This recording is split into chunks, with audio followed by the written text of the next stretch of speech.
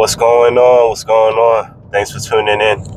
I want to talk about something that I believe a lot of people experience, and I don't want your experience of it to be like mine, where it was like a shock to my system,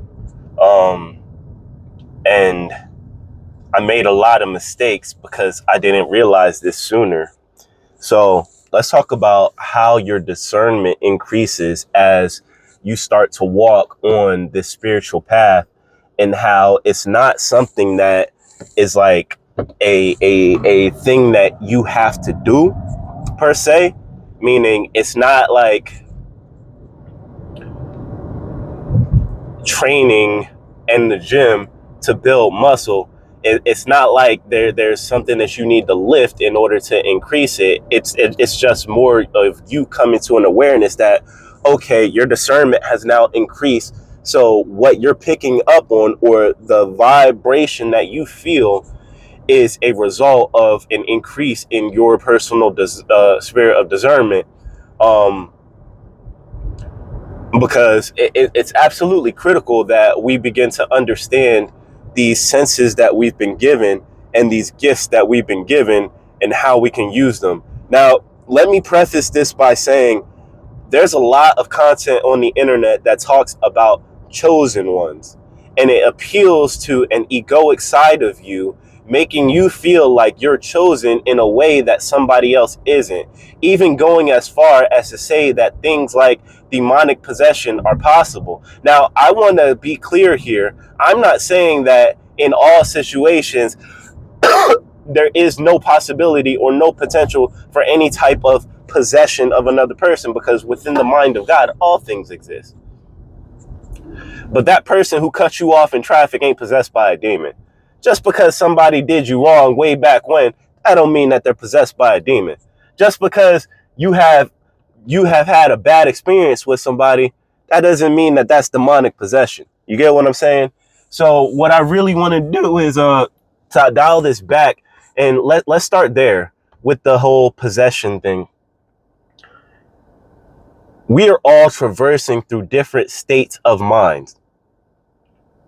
And there's all types of religious scriptural text from all throughout history that we've uncovered that deals with the different frequencies that we encounter as we're traversing through different mental states. Now, in some, the Christian religion is so widespread, it's hard to talk to a person who has never heard the name Jesus or Christ. Now, whenever I talk about the Christ mind, I'm not talking about Christ in regards to a person who lived years ago, who you now need to pay obeisance to in order to maybe potentially have a good time after you die from this planet. That's not what I'm talking about. I'm talking about a return to a frequency or a resonance with a state of being where you understand that you are one with all of creation, and you're continually raising in that vibration to a greater awareness of your oneness with all, to the point where synchronicities are happening to you regularly, and it's not something that you deem as miraculous anymore. It's something that you deem as a way of life. It's something that you look at as a symbol to let you know how you're traversing, where it is that makes the most sense for you to go next, and what you need to look out for, what you should be avoiding.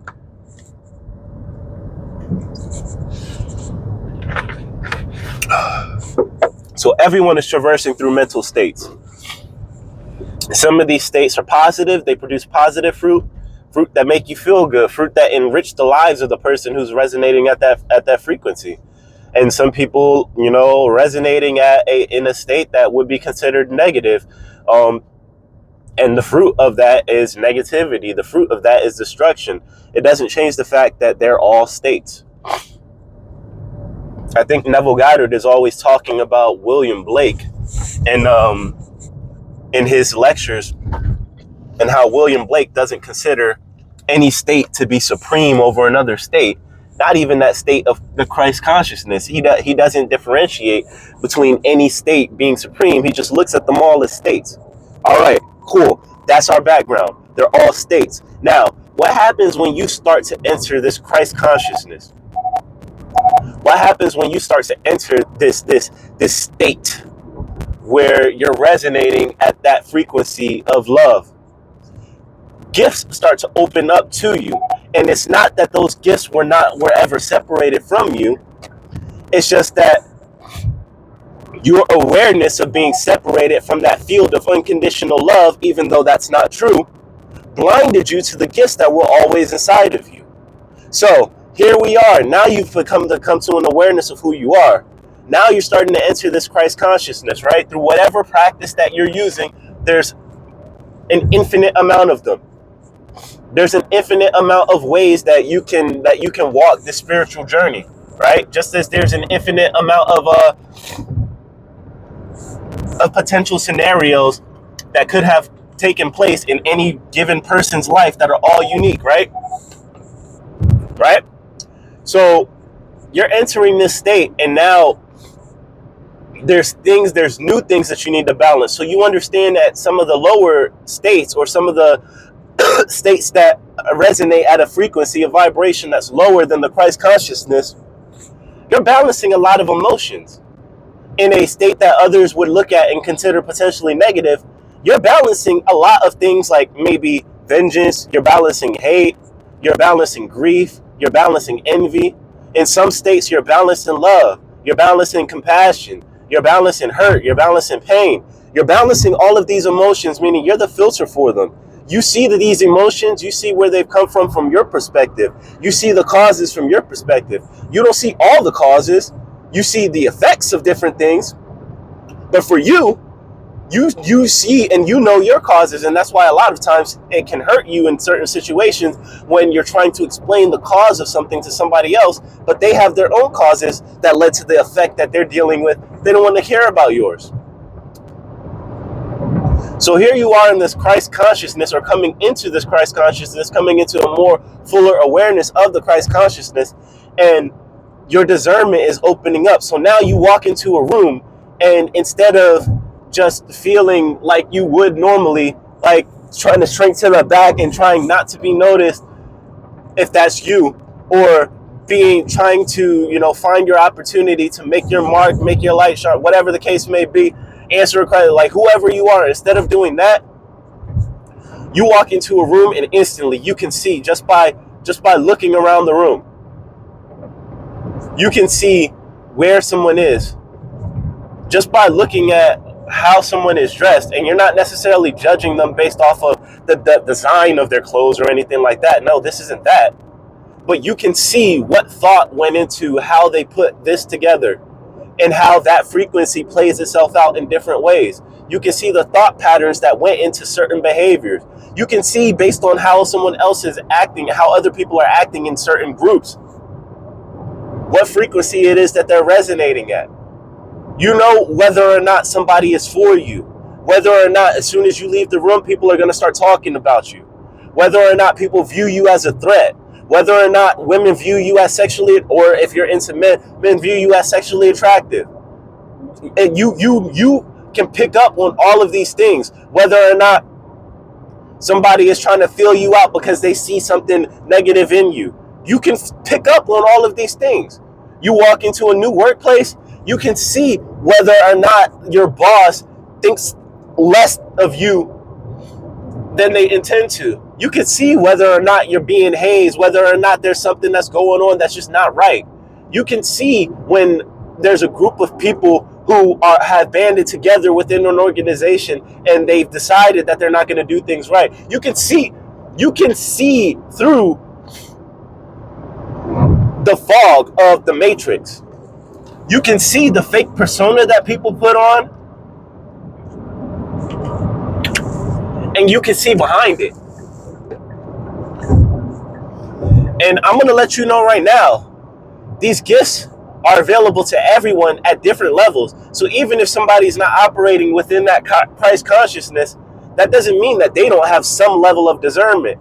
So when somebody picks up that you're picking up on who they really are, it can be extremely troubling to them. Extremely troubling.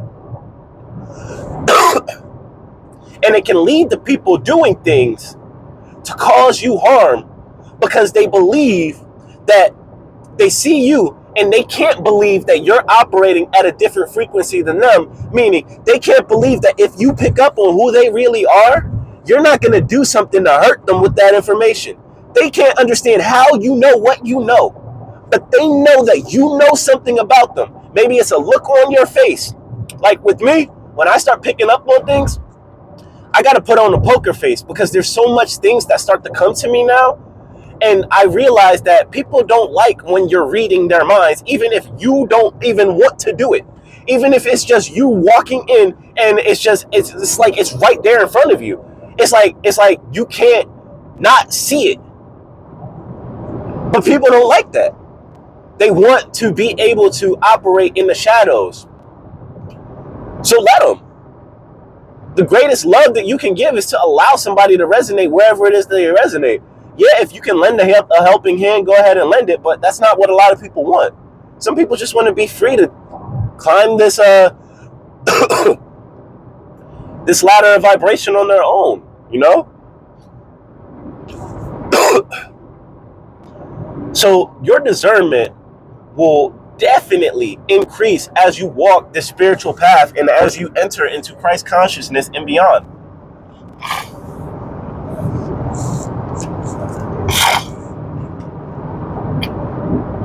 Your discernment will take you out of situations and forewarn you of potential calamities. So before that office gets a massive layoff where your name is thrown around and you're potentially caught up in it, maybe not to get cut, but to get fucked with after the cut. And your discernment is like, you got to get out of here. So months before there's even talk of a job cut and talk of a shift, and months before there's talk of what to do with you, you're already on your way out. So when the cut happens and people are rubbing their hands, getting ready to play around with you, you're already out the door. You're like, oh, you didn't cut me? Oh, all right, see you. Or your discernment will forewarn you that they're gonna let you go. That, hey, you're gonna be fired, but it's okay. This is necessary. This is to fulfill the law.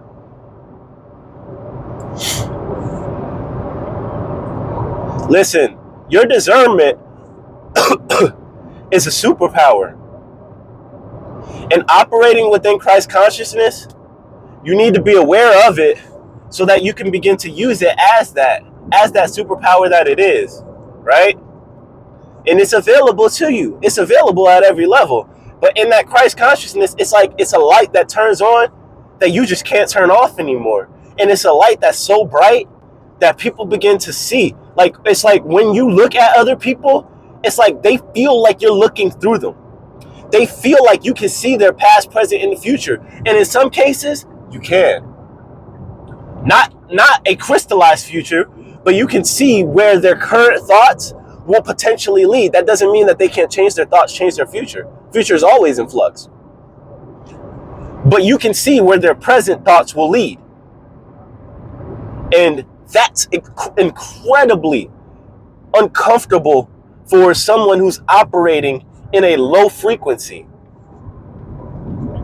So the worst thing that you can do, and I'm telling you this from experience, is to begin to make it clear, to give people confirmation that you see through them.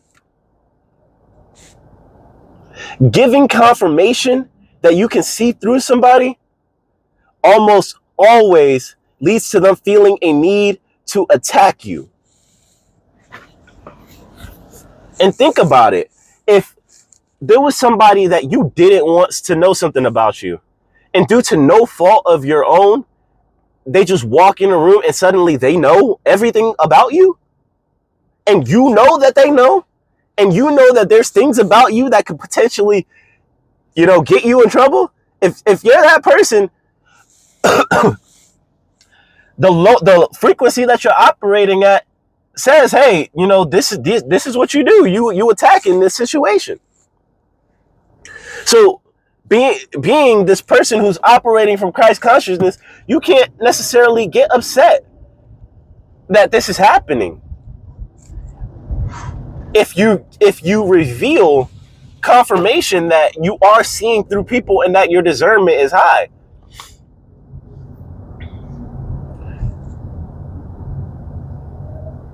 That's where people talk about, oh, why they hate chosen ones, why they do this, why they do that. It's not even that.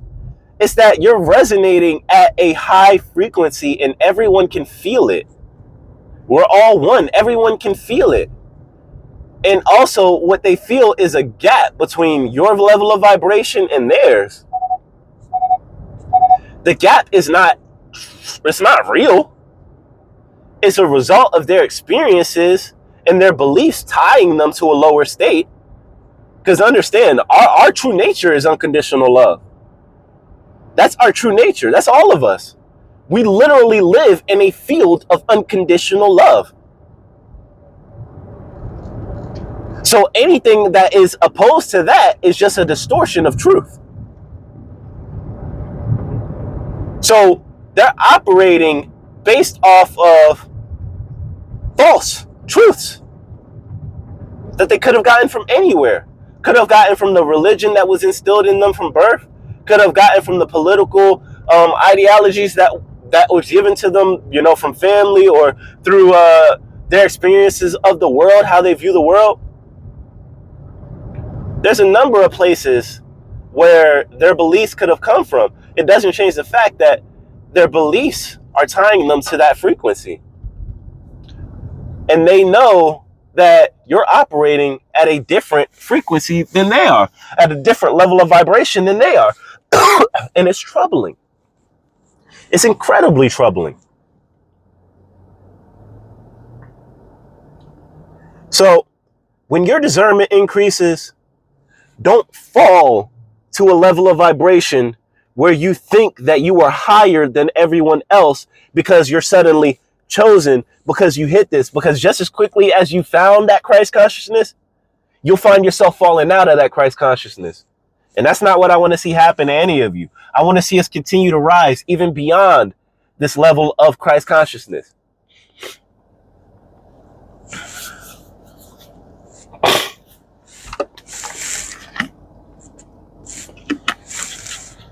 I want to see everybody reach their fullest expression, whatever that is. And discernment is how we get there. And if you are who you say you are, your discernment should be telling you things about me right now. Should be telling you that what I'm saying to you is as true as I know it to be. You may have a different perspective based on different experiences, but what I'm saying is as true as I know it to be. And I'm saying it because I believe that it can help somebody. Your discernment should tell you that. Your discernment should make you alert to that so that you don't feel a need to attack me.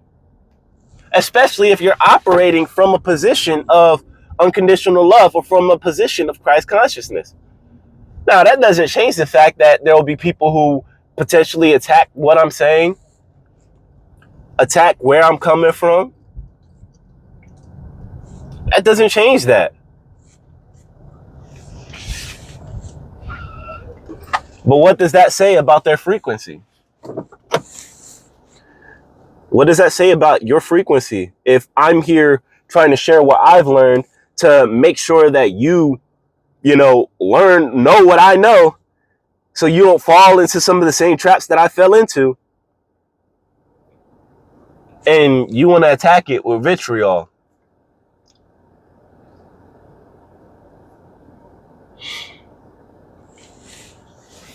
Listen, just as you can use your discernment to